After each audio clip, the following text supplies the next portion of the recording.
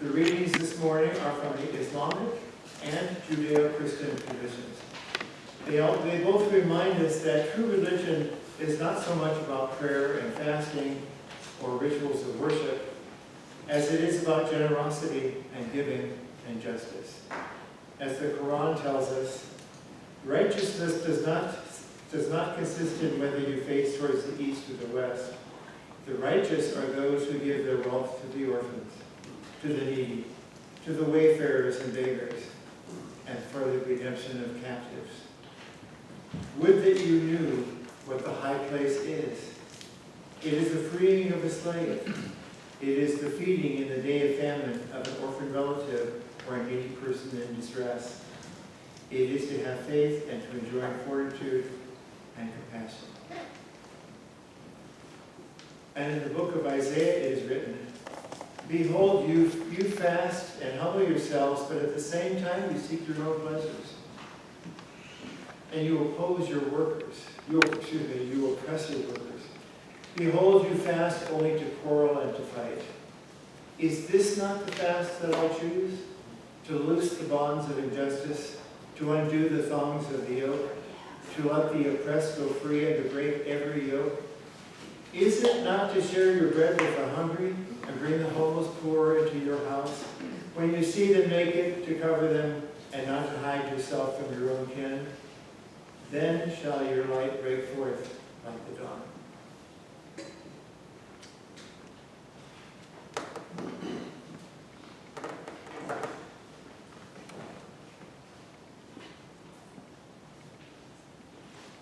Vexillolatry comes from the Latin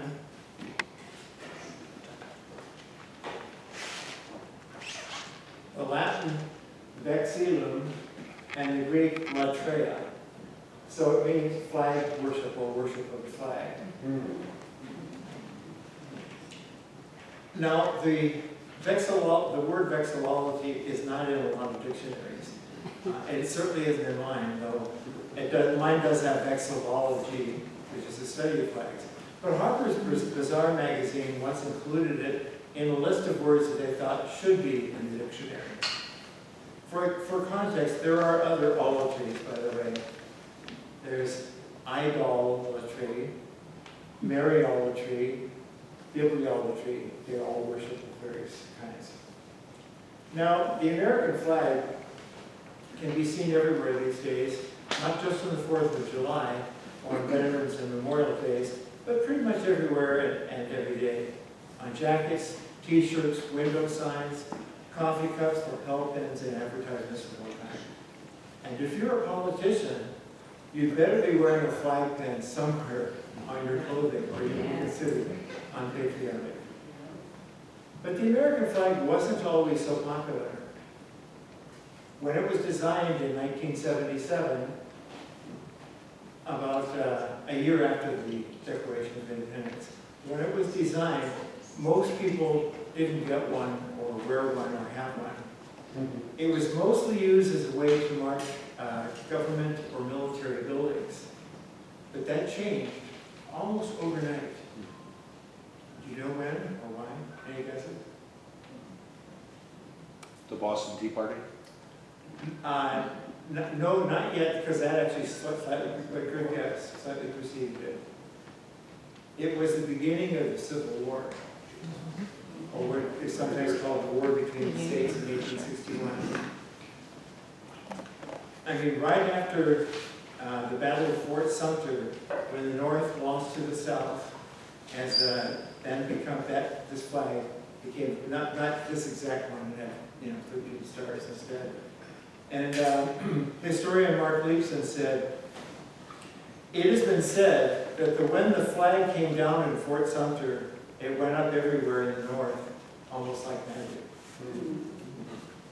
The flag, with its stars and stripes, represents the union of the states, all the states. It became a symbol for people in the North, not just of the Union cause, but of an end to slavery, since many saw the war as an abolitionist cause. Certainly the Battle Hymn of the Republic saw it that way. Which makes it a little ironic, I think, when people now wave the old Confederate flag right next to the American flag, since no one at the time these became popular would have ever thought of doing such a thing, because they represented diametrically opposed points of view. And now to our own time.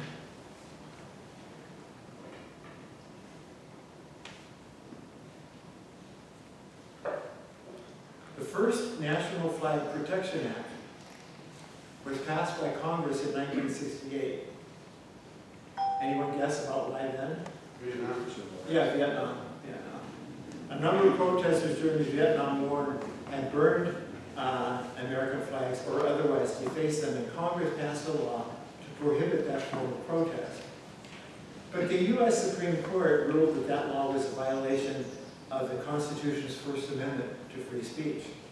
So the only way it seemed to change that was to pass another constitutional amendment, which would then alter the meaning of the First Amendment a little bit. But for a flag protection amendment to become part of the Constitution, it needs a 2/3 vote in the U.S. House of Representatives and in the U.S. Senate, plus a 3/4 vote of all the state legislatures. And thus far, a flag protection amendment has achieved a 2/3 majority in the U.S. House of Representatives, but not in the U.S. Senate. And the last time it was considered, I think in 2006, it lost in the Senate, but by only 1 vote. Now, if a flag protection amendment ever gets passed by the House and the Senate, and then ratified by the 38 state legislatures, it will become part of the Constitution. And then the U.S. Supreme Court won't be able to declare it unconstitutional because that'll be part of the Constitution. But if that happens, then the First Amendment to the Constitution, the one that says we have the right to free speech, will have been altered. Just a little. You'll still have the right to say whatever you want, free speech, except when it comes to defacing the American flag. And even when you don't intend to say something, what you do may be construed as it anyway, is saying it. Some years ago, there was an article in the paper about a school in Wisconsin Rapids where an art class painted an American flag as a mural on their cafeteria wall. Only they were learning about the color wheel. So instead of painting it red, white, and blue, they painted it orange, white, and green. A group of veterans promptly objected that this was a desecration of the flag and demanded it be painted over. The school board didn't agree to let us down. But if a flag amendment is passed, a school like that might not be able to get away with something like this. And what about a t-shirt like mine, not this from the Wisconsin store in Milwaukee? It has little cows on it instead of stars. Would that be flag desecration? Now, outlawing flag desecration may seem like a minor exception to free speech, a small price to pay to protect people's feelings of patriotism. But I wonder if it'll be enough. After all, what's the real point behind defacing the flag? Isn't it to express contempt for this country? Isn't it to discredit our system of government? Isn't that what it means when you publicly burn or mutilate a flag? You see, if you only outlaw flag defacing, people will still be able to ridicule our country. They'll still be able to deface what our country stands for. So what good is it if all we do is outlaw flag burning? That's not going to solve our problems. If we want to keep people from trampling on our country's ideals, we need a broader constitutional amendment. Because you know what people will do if all we allow is outlaw is flag burning? They'll get something that looks sort of like a flag, something with stars and stripes on it, but with the wrong number. If Congress or the courts decide that still counts as an American flag, then they'll make a flag with the red and white stripes, but the blue patch won't have any stars on it. It won't be the American flag, but it'll look close enough that we'll all know that that's what they're doing when they burn it. This is what happened in Germany, by the way. After World War II, the Nazi Party was outlawed, and so was the swastika. But Nazi sympathizers came up with a symbol that looks almost exactly like it, only the lines aren't completely connected. but everyone knows what it's meant to be. So the swastika was outlawed. But was it really? And that's what those flag burners will do. They'll make something that we all know is supposed to represent a flag, only it won't technically be one. What if they burned a t-shirt like this, with the little cows on it instead of stars? Or maybe they'll make a flag that looks just like the real one, only it won't be red, white, and blue, but say mauve, ivory, and aqua. And if that's still legally considered to be an American flag, maybe they'll trample on and burn a cloth that just has the colors of red, white, and blue on it. But we'll all still know what they're really trying to do. We'll know what they mean. So if we don't want people to disrespect our country, we're going to have to outlaw a lot more than flag burning. We're going to have to outlaw any actions that denigrate what our nation stands for. So let's face it, we need to cancel that First Amendment of the Constitution to protect the free speech, if we really want to protect the flag and all it stands for. But of course, if we do that, then what can the flag possibly stand for? Now, I want to make one thing perfectly clear. I don't like flag defacing. I don't like the act of trampling on our flag. I find it offensive and counterproductive. I remember being in a protest against the Vietnam War back in the 1960s, and people were shouting out, 1, 2, 3, 4, we don't want your F-word war. And I thought that was very counterproductive. You're not going to win over anyone who was wavering before. You might even turn off people who were already on your side. So I think defacing the flag is offensive and counterproductive. But you see, my problem is this. I see flag defacing happening in a lot more places than the President and some members of the Congress see it. They may see it in the case of Gregory Johnson, who burned a flag outside the Republican National Convention in 1984, which led to the Supreme Court decision on it. They may see it in art exhibits that put a flag on the floor, or in ragtag groups of people who hoist a burning flag up a pole or stomp on one on the ground. But as far as I'm concerned, those are actually trivial examples of flag defacing. Because who really believes those actions will threaten our country's values? No, the real flag defacers are, as far as I can see, much more insidious. The real flag defacers are the rioters who broke into the U.S. Capitol on January 6th, trying to undo the results of the Democratic election. The real flag defacers are the white supremacists and Ku Klux Klan members and neo-Nazis who wave Old Glory in their parades and wrap themselves up in patriotic jingoism and carry tiki torches at night saying Jews will not replace us. The real flag defacers are the whites who stood on the sidelines when black people marched for equal rights. And the whites on the curb waved their flags, and I've seen this in the news footage, waving their flags saying, N-word, go home, and other ugly racist things. That is flag defacing. When people wave the flag, which is supposed to stand for liberty and justice for all, and they use it to defeat liberty and countermand justice, that's what makes me feel that the American flag has been trampled on. And yet, I cannot say that those people have no right to use the flag that way. And the reason I can't is that if I were to say bigots and fascists and racists have no right to use our flag, then I'm trampling on it myself. Because the flag stands for, among other things, our U.S. Constitution, including the U.S. Bill of Rights, which guarantees freedom of speech.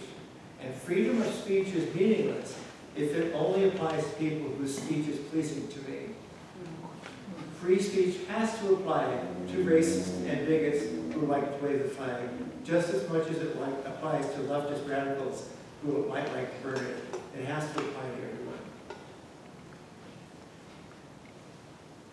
And here's where I'm going to get a little theological with you. So I need another drink of water.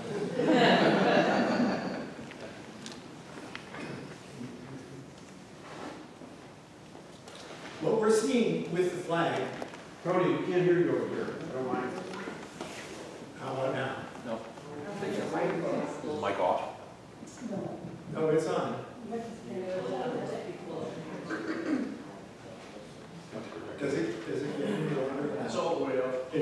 okay, let's see what we can do here. I can raise it up. Would you? Yeah.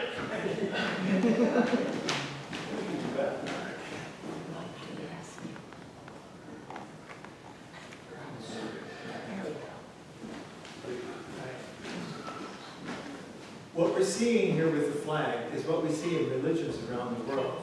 People so involved in the rituals and artifacts and words that they miss what the religion is really about. I'll give you an example. Some of you know that before I became a minister, I was studying to be a Catholic priest. And I'll never forget the story I heard about a particular supporter of the missionaries. I was with the Catholic Missionary Society, Marianol it's called. And they said that a particular supporter of the missionaries wanted to contribute a fair sum of money for their work. Now, the missionaries wanted to use the money to help the poor in Latin America. That's what they cared about. But the donor wanted her money to be used to build a giant crucifix in one of their churches. That was more important to her than anything else. This, to honor the man who died on the cross, saying, "Feed the hungry, shelter the homeless, visit the sick." Do you think Jesus would have wanted money that could help the poor, used instead to build giant wood and plaster symbols of his message? Would Jesus have wanted gold chalices and precious silver candlestick holders instead of works of mercy? Or consider the Jewish tradition. The Hebrew prophet Isaiah, who I quoted from, said, in effect, God doesn't want your incense and your burnt offerings. God doesn't want your fasting and your sacrifices. That's just symbolic stuff, and you have fallen in love with it.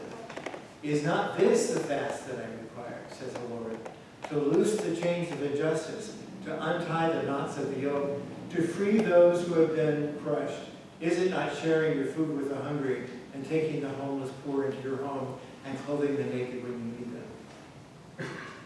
Do you think Isaiah would have preferred several special fast days and Torah recitations and sanctuaries with incense to justice? Or as the Quran reading said, "Great is the guilt of those who oppress their fellow men and women and conduct themselves with wickedness and injustice. You show no kindness to the orphan, nor do you compete with each other to feed the poor.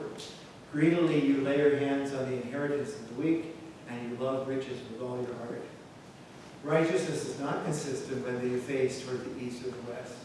The righteous are those who give their wealth to the orphans and the needy, to the wayfarers and beggars, and for the redemption of captives.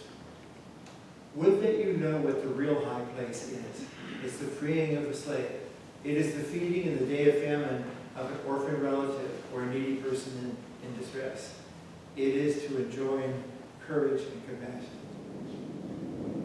Do you think Muhammad wanted instead some gold-leaf Qurans or satin-laced prayer carpets, or people who bow 5 times a day and pray, but they cheat their neighbor?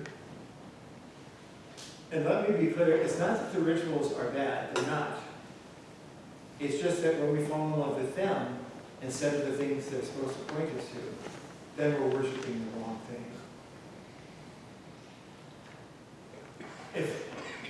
If you know me, I actually love rituals and symbols. I love lighting candles, ringing bells, etc.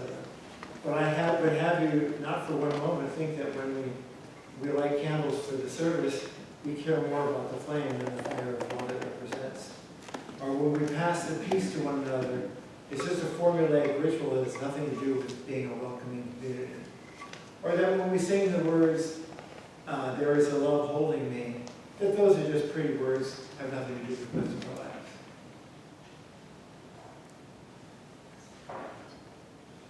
Now mostly, I've been referring to the subject as flag defacing, to cover both flag burning and flag trampling. But the proposed flag amendment actually refers to it as flag desecration. The wording goes, "The Congress in the states shall have power to prohibit the physical desecration of the flag of the United States." Desecration, an interesting word. It comes from de, which means down, or down from, and sacrare, which means to make holy. Desecrare, or desecrate, means to take something and desacralize it, take its holiness away. But you understand the implication. To desecrate something, it has to be sacred to begin with. Otherwise, you can't take that sacredness away. So when we talk about desecrating the flag, we are kind of implying that the flag itself is a holy object. Now, I don't have trouble saying that some of the ideals the flag stands for are holy. Liberty and justice for all, for example, are sacred to me. Those are the words I say loudest during the Pledge of Allegiance. But the symbol is not the reality. And I get a little worried when I see people being more concerned about protecting the symbols than they are about protecting the things their symbols are supposed to stand for. When people are willing to defend a piece of cloth that stands for liberty and justice, but not defend liberty and justice themselves, that's when I have a problem. I'll never forget an example of this that I read about some years ago when the flag amendment was being debated in Tennessee. The Judiciary Committee of the Tennessee House of Delegates approved a bill that would change the Tennessee laws on assault. Now, normally assault there at that time carried a sentence of up to a year in jail and a fine of $2,500. But the new proposed law would have said that the penalty for assault would be only $1, no jail sentence, no several $1,000 fine, if the assault was against someone who burned the flag. Representative Reinhardt, who sponsored the bill, and who was a Democrat, it's not just Republican sentiment. He said, for many widows and parents of loved ones who were killed in wars, all they have left is the flag. If they want to beat the heck out of someone who burns the flag, so be it. Representative Reinhardt reminds me of the words of that great philosopher, Lily Tomlin, who once said, 98% of the adults in this country are decent, hardworking, honest Americans. It's the other lousy 2% that get all the publicity. But then we elected them.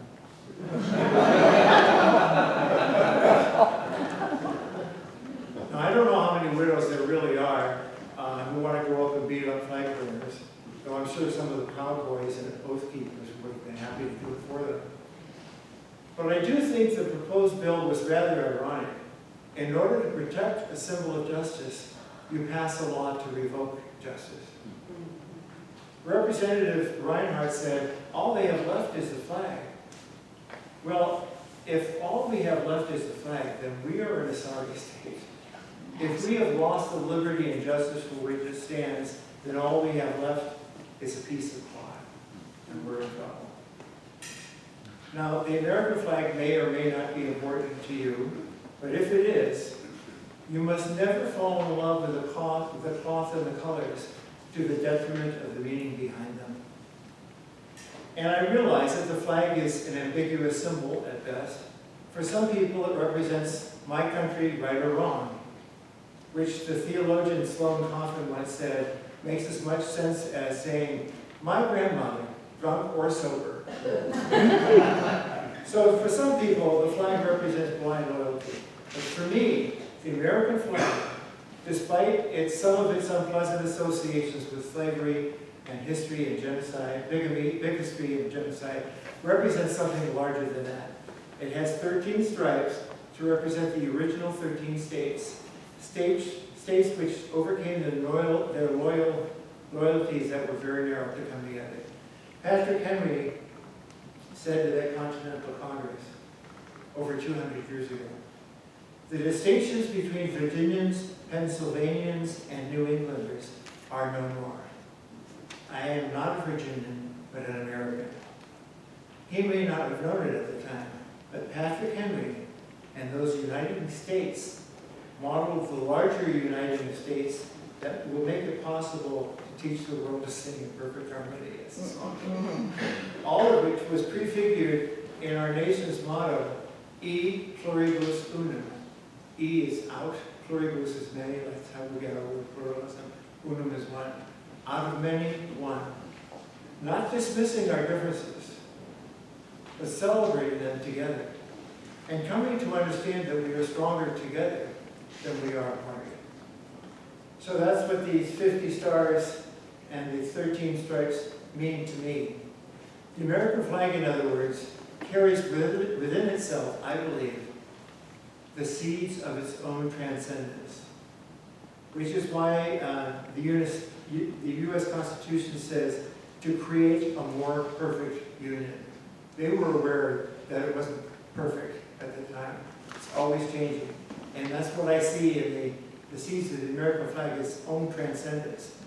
So I feel it's a good symbol, a very powerful symbol, but it is just a symbol, not the reality.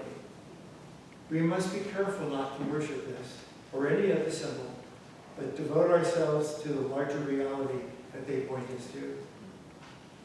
Happy 4th of July weekend, everyone, and keep your hope from flagging. But I'm pumped.